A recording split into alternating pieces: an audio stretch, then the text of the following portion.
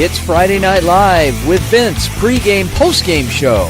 Your destination for top high school football previews and wrap-ups with Vince and his team. Buckle up and hang on for Friday Night Live.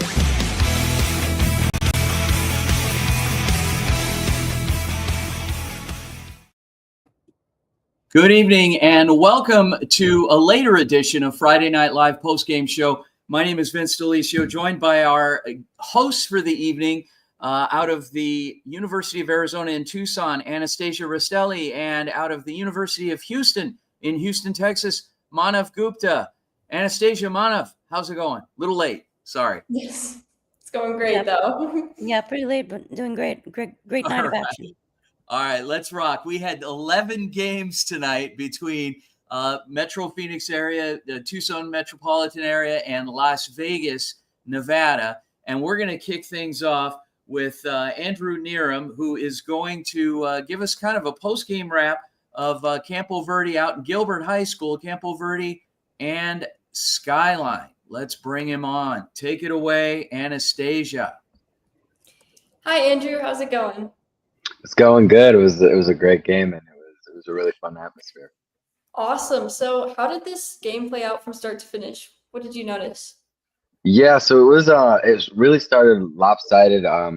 The quarterback for Campo Verde, Jonah Lubno, got 2 rushing touchdowns and then threw for a third. And I think pregame I was like, these defenses are going to really be the test of the tails. And Campo Verde's defense was amazing. They had, I think, a total of 4 interceptions on the night. They ran away with the game in the first half, and then really the second half was there as a courtesy and trying to just finish the game up. And was there a key turning point or like momentum shift that like played to the winning team side?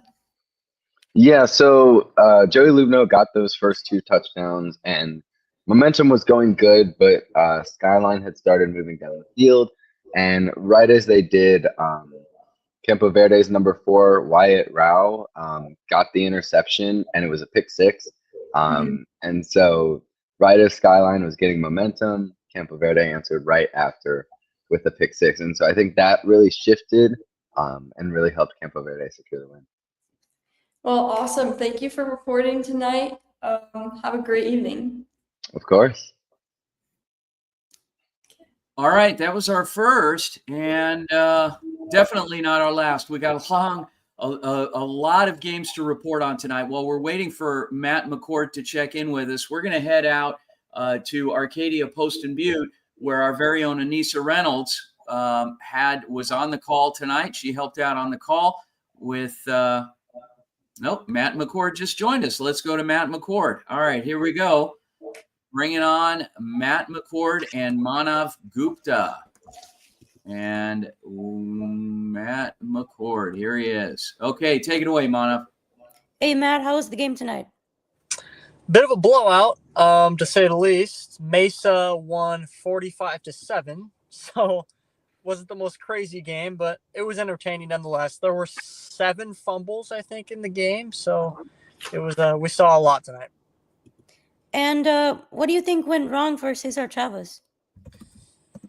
I mean, the game was 10-7 at halftime. They were down 3 points. They immediately in the second half, Mesa just ran the ball like crazy. I mean, Cesar Chavez could not stop the run. There were just gaping holes all over the offensive line. They ran up and down the field, whatever they wanted, Mesa. And offensively on top of that,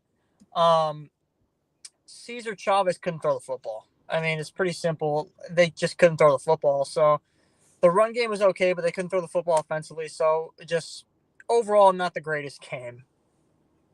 And what were some key players of the game, if you had any guys that stood out to you? Yeah, on the Mesa side, they had a few good players. They had a running back named Rio Arnett, who was incredible. He was just going up and down the field like crazy. And they had a quarterback that was starting, I think it was either his first or second game of the year. His first name was Boogie. His last name, I think, was Armida. I think it was, if I remember. I don't have my roster on me right now, but he was incredible getting out of the pocket as well. On the Cesar Chavez side, I mean, they have a running back that's pretty good. His name is, I think it's Paris Jenkins.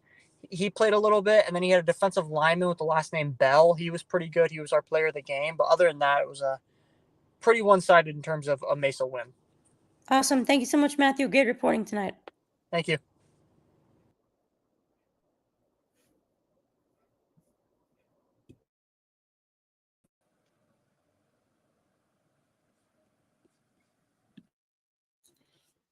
Hi, so this is Devin. He was at the Desert Mountain and Chaparral game. Devin, what a matchup. How could you sum up this game overall? It was definitely a rivalry game. There was a lot of intensity. It was a very close game. The final score was 16-6, and both defenses really showed up tonight. Mm-hmm. And was there a turning point that really changed the momentum of the game? What did you notice in terms of that? Honestly, no. Like, it was just a defensive stalemate almost the entirety of the game. There was a few points where Chaparral really could have took momentum. In the first quarter, on their very first offensive play, they had a trick play, double pass, 60-yard touchdown.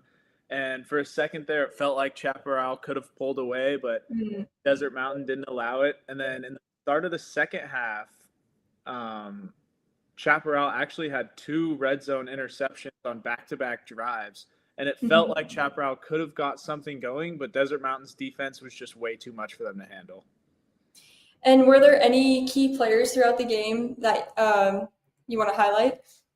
Yeah, definitely. Easton Connor, who just this season, he has proved to be such a stud. He's only a sophomore at Desert Mountain, and he plays both sides of the ball. He's really good middle linebacker, and he's a great running back. He was our player of the game tonight because he's just flying all over the field on both sides of the ball. Ryan McDonough for Desert Mountain High School, he was also he played incredible in the secondary. He didn't allow Chaparral's passing game to get going at all either. So just the defensive unit as a whole, really, for Desert Mountain stood out tonight. Well, awesome. Thank you so much for covering tonight's game. Yeah, thank you. Have a good night.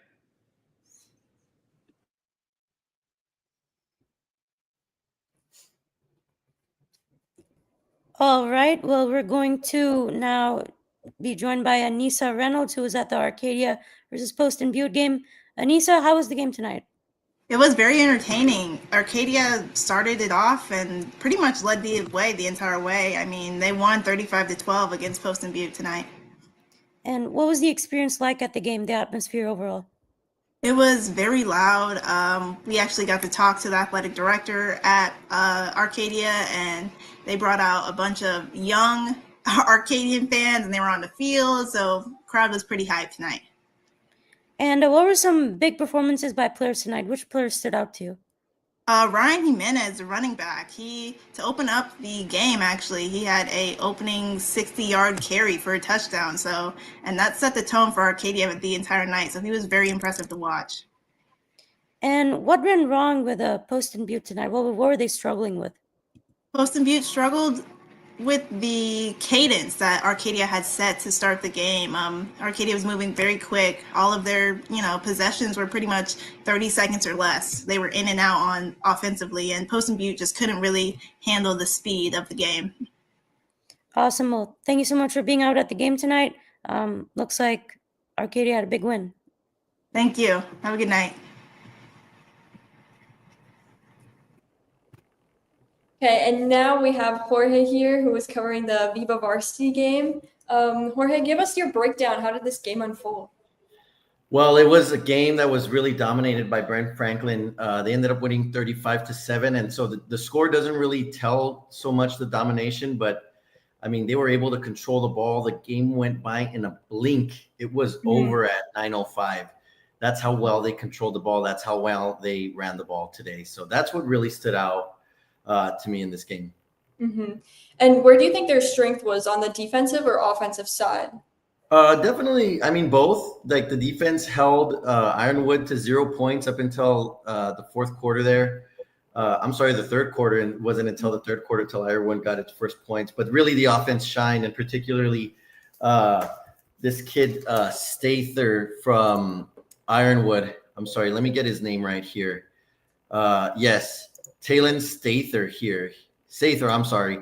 He had 3 catches for 67 yards, 2 touchdowns, but his biggest play was a 79-yard punt return where he lateraled it to his teammate. They almost got a touchdown out of it.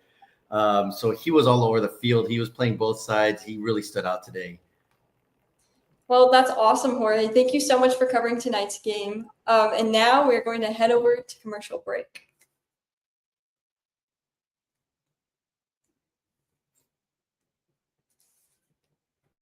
Hello, I'm Andrew Neeram, a junior at the Walter Cronkite School of Journalism and Mass Communication.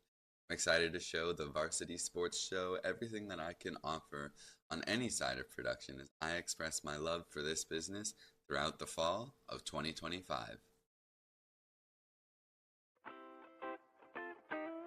The Angry Crab Shack in Tempe, with an experience so good it remains indescribable, with something for every seafood lover.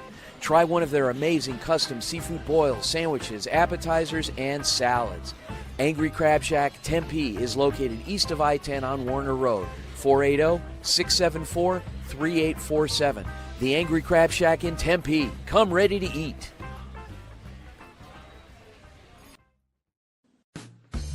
APAC is your one-stop source for all your automotive and heavy-duty air conditioning parts, supplies, and equipment. They're family-owned and have been the Valley's go-to for all your auto AC needs since 1982. Whether it's for your everyday or vintage car, commercial, or off-road vehicle or equipment, APAC has you covered. Call APAC, AA-PAK, the AC experts at 602-254-1116 and ask for the Varsity Special to get 10% off your purchase.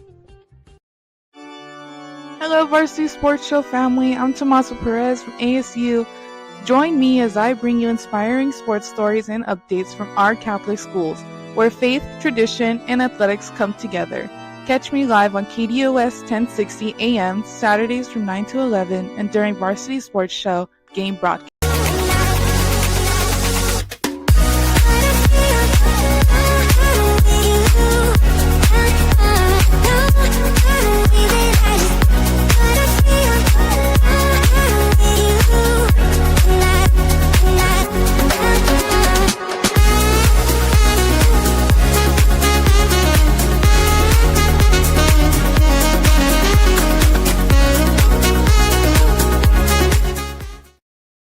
Back here 11:30 latest, so legit get in the car and dip go to the game.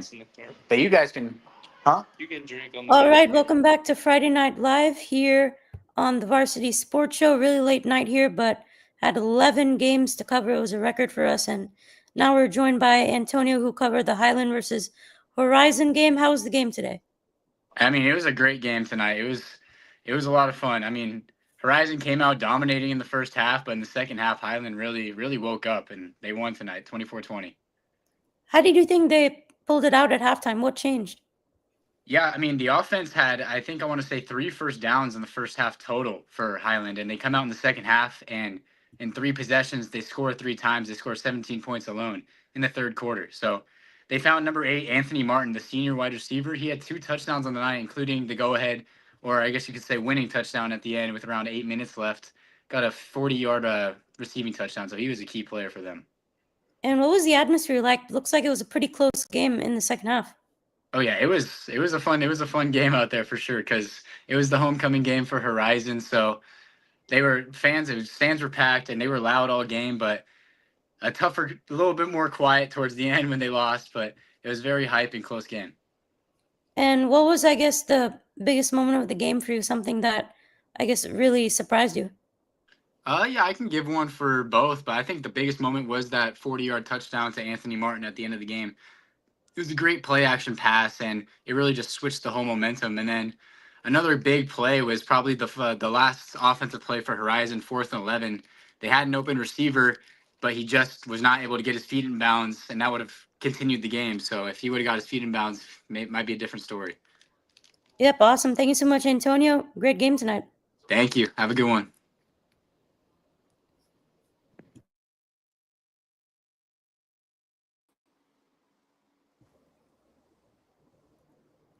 Hi, Dane. How's it going? It's going great. How are you? Doing good. So, Dane, this one stayed close right until the end. What stood out to you most? Yeah, this was a really awesome game. Hopefully, we get this one outside of just NFHS. It was an awesome game. Arizona Lutheran comes out on top on homecoming night. Sebi Guy, our player of the game, was just an absolute phenom out there on the field. He was running the ball, catching the ball. He was doing everything you could in a really run-heavy offense with Arizona Lutheran. It was a battle of the defenses over there. First half ended 7-6. Arizona Lutheran stayed on top because they blocked an extra point from Parker, and special teams really came down and decided in the end and ended 19-12. So it was a great game. And what were some key players that you watched tonight? Yeah, like I was saying, Sebi Guy was probably the most impactful player. Of course, Xavier Rodriguez, the quarterback, plays a huge role. He's kind of the brains behind that whole triple option wing T type offense they got going on over there. Liam Enter too. I mean, he's just a dog. He's that close range type of running back. He hits the hole and he just carries everybody in the hole with him through it. But it was a heck of a game. Parker did a great job airing the ball out as well, but they just weren't able to capitalize when they needed to. And Arizona Lutheran came out on top on a pretty electric homecoming night. Ton of fans, ton of alumni. It was an awesome game. That's awesome. Well, thank you, Dane, for covering that game tonight. Yeah, thank you so much. Thanks for having me on. All right. Well, now we're going to be moving on to Keithan, who had probably one of the standout games of tonight. Red Mountain versus Mountain View. That was one terrific game. How was it out there? I mean, it was easily the game of the year for me personally. In all the games that I've covered, you kind of hear it in my voice just a little bit. That was just a lot of loud calls, a lot of excitement. It was a homecoming night. It was packed to the gills. It felt like a playoff game. And how did Red Mountain pull this off at the end? Well, Red Mountain, just to give a very like a Cliff Notes version of the game, Red Mountain went up 17-0 to start the game. Mountain View answered back with 22 unanswered. We go into the second half. Only points scored were a touchdown at the beginning of the fourth quarter by Red Mountain. Kai Jackson, little rushing touchdown at the end, and that's all she wrote. Mountain View was just unable to get anything going in the second half offensively, and that's credit to Red Mountain's defense. They were incredible in the second half. And who was I guess the player of the game for each side? Well, like I said, Kai Jackson, 2 touchdowns on the game. He was incredible for Red Mountain. And then on the opposite side of the ball, Talon Arnett for Mountain View was excellent. 2 touchdowns in his own right and 2 incredibly difficult touchdowns. Was incredible. It was it was an electric game for both sides. And I hope these teams somehow meet each other in the playoffs later down the line. I understand the rankings are a little off, but it was excellent. It was so fun. And was there one big play that really stood out to you? Was there something that you'll really remember? The opening kickoff going for 80 yards is pretty cool, but I think the heartbreaker was the interception at the end of the game. Goodman threw, it was around the 15-yard line. They were going for a little tight end mid-screen, and it fell right into the hands of a Red Mountain defender, and they just drew out the clock, and that's all she wrote. Awesome. Well, great reporting, Keithan. Thanks so much. Of course. Have a good one, guys. And looks like we're going to be heading out to a commercial break now. Hey guys, Vince here to talk about Angel Dentistry. It's where my wife and I have gone for over 10 years, and we trust them with our routine and extensive dental care because they care. Dr. Amber Angel is an Arizona native, born in the town of Miami, and has been practicing in the Valley over 20 years. For general to comprehensive dental services, call 602-788-2008. Located off of Cave Creek Road just north of the 101 in North Phoenix. Angel Dentistry, proud supporters of our young people and proud partners of the Varsity Sports Show.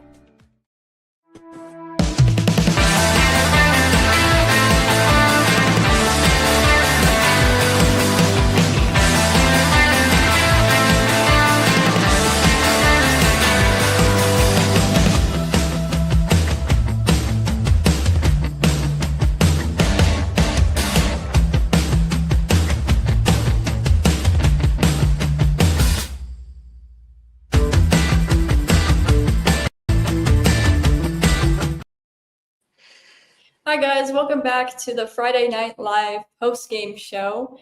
We are here with Spencer. Spencer, Desert View came out pretty strong. What did you see from them tonight? Indeed, they did. They had some interesting strategies. I believe it's called some kind of side kick. Was I can't remember the exact name of it, but that was one they brought out quite a bit. And also, like they had very strong offense indeed throughout the whole game. So that was very hard to step up against. And what was the atmosphere like that game? Despite like the Dorados not doing as well as we might have hoped, the fans were still having a great time. It was very electric. People were having a great time, and so I think overall it was a good experience. And what do you think both programs will build off of this performance moving forward? I think well, I'd say the Jaguars they have another win under their belt. They'll keep moving forward, keep use this as another good motivator, and I'd say the same for the Dorados. It'll definitely be a good motivator in a different sense, but still all the same. Well, awesome. Thank you so much, Spencer, for covering tonight's game. Of course, thank you.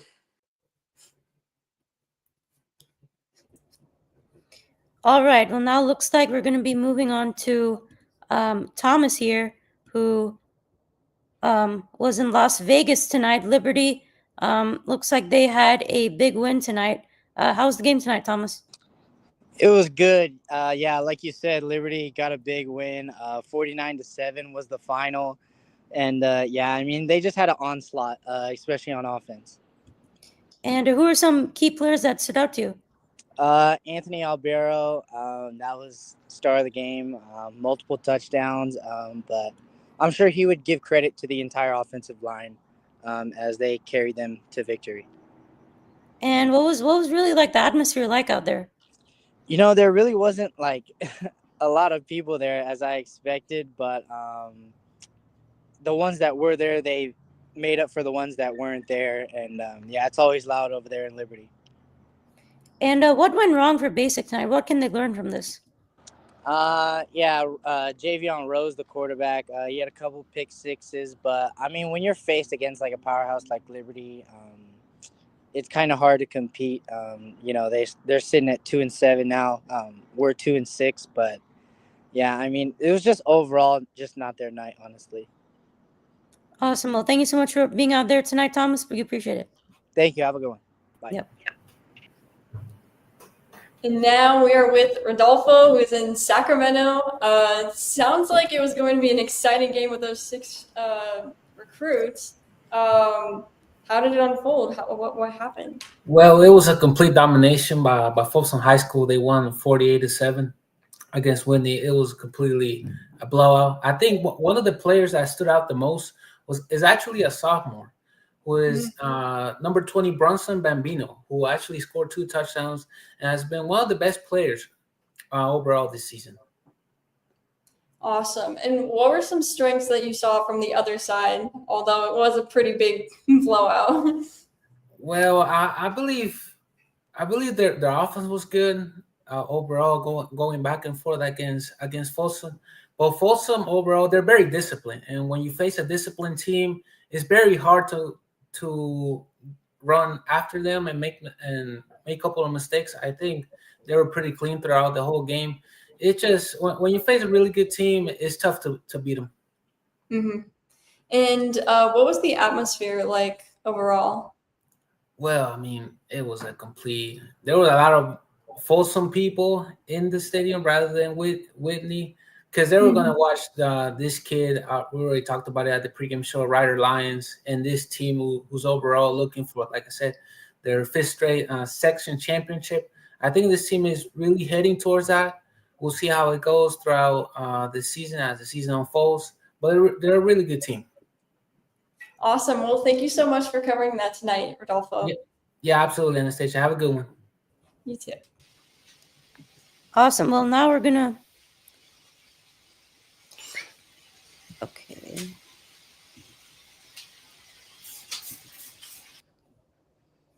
Awesome. So here, now we're going back out to Vegas. What was the game like tonight? I mean, it was pretty much a blowout on Bishop Gorman's, and as expected, they scored 44 points in the first half. However, it was very calm in the second half, as Bishop Gorman did not. It was actually they did not score any points in the second half, but overall it was a great game on Bishop Gorman's end. And what went well for Bishop Gorman? What did they do well in the game?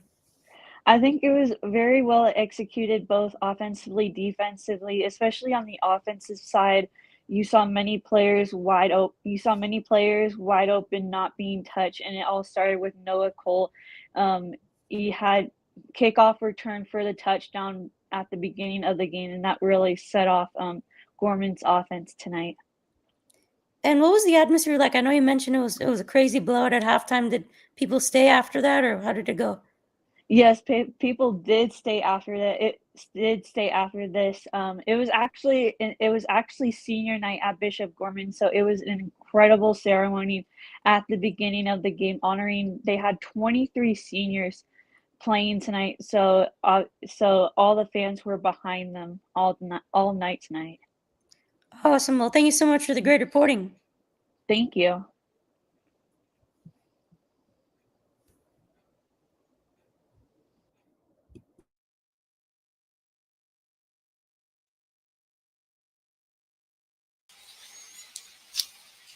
And now we're heading out back to Texas. So how did this game play out overall? So up until the half, things kind of Kilgore got on top, but it was they could have got back in. However, in the second half of the game, LaKelleon Graves got a pick six early in the third. And then later in the third, this is when he's on outside linebacker at a 4A school. That's not usual to have a player play full roles there. And then later on in the third, as a wide receiver, he catches a pass from Kason Brooks, 44 yards for another touchdown. Now, not for another touchdown. That set up a play 2 or 3 plays later for Kason to throw to Jacqueline Sheffield for a touchdown, 27 yards. But Lindale wasn't all the way out. Hank Thurman rushed 26 yards in the beginning of the fourth quarter for a Lindale touchdown. And then later on, he rushed for another 14 yards for another touchdown. So then at the very, really close to the 2-minute mark, Lindale tries to kick an onside kick and recover it. Well, this goes to, guess who it goes to? Kilgore's own LaKelleon Graves. And so after a little tussle about the ball, Kilgore ends up recovering it, runs out the clock. Final score, 49-29. Kilgore is now 4-0 in the district, and Lindale is 2-1. Wow, it sounds like a lot happened in this game. What did you notice about the atmosphere while you were there? So the Lindale people were shaking bells and stuff, and the bands played constant. The halftime show was, both sides had 3 parts to their halftime show. I mean, it was a really putting on the dog type situation. Well, that's awesome. Thank you so much for reporting on tonight's game. Oh, anytime, Anastasia. We'll see y'all around. See you. All right, there you have it. J.R. Lambright, our very own, with his Texas Tales out in East Texas. What a night, guys. Apologies again. We started the show an hour later. I was actually out producing one of our games tonight. I was at Arizona Lutheran. Great game, great 2A action, and it was about an hour away, but got here, got set up, and appreciate all the hard work of our co-hosts tonight, Anastasia Rastelli in Tucson and Manav Gupta in Houston. Guys, on behalf of our amazing team, our co-hosts, my name is Vince Delicio. Thanks again for joining us here on Friday Night Live Postgame Show. Great work, everyone. And we'll see you next week. Oh, tune into the Varsity Sports Show tomorrow morning at 9 a.m. on AM 1060 KDUS Arizona. And again, quick shout out, big thank you to Arizona Lutheran tonight for inviting us out, allowing us to do our pregame show out there. Have a great night, everyone.